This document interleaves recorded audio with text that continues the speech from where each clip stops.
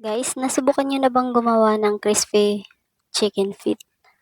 Ayan, kung hindi pa isabayan niyo akong gumawa guys. Ayan, una ko palang ginawa diyan ay nagpakulo lang ako ng malinis na tubig at nilagyan ko lang siya ng asin, paminta at bawang. Ayan.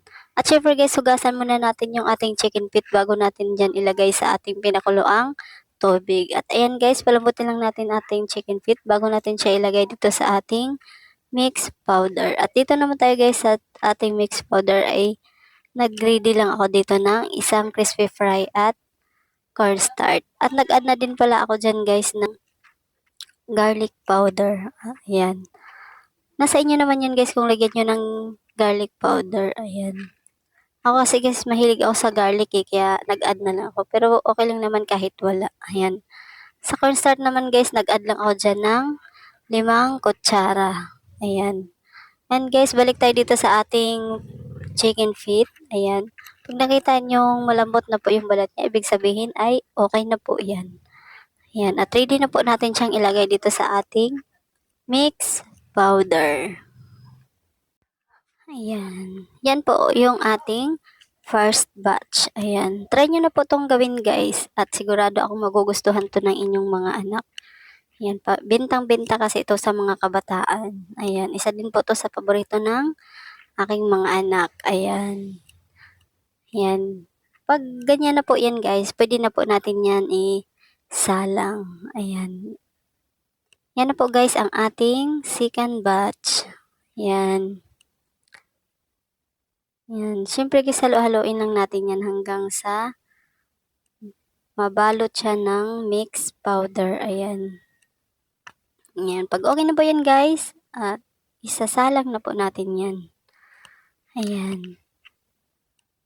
At dito naman sa ating kawali guys, syempre painitin muna natin yan bago natin ilagay ang ating mantika. Ayan. Isang bote lang pala ang nilagay kong mantika dyan guys.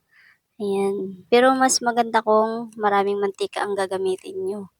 Ako kasi nagtitipid kasi ako guys, kaya isang bote lang yung ginamit ko. At syempre, kailangan nating magtipid sa buhay. Ayan. Yan guys. Pag napansin nyo na po ang ating chicken feet na golden brown na, ayan, pwede na po natin siyang ibaliktad. Ayan. At pag golden brown na yan lahat, pag ganyan na po yung itsura niya, ayan, pwede nyo na po siyang haunin dyan sa mantika. Ayan. Ayan. At kung bago pala kayo dito sa aking video guys, pakishare naman po tong video na to.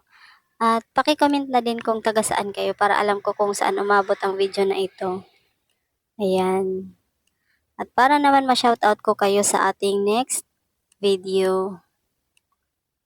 Ayan. Ayan guys, ready na po yan. Kainin. Ayan.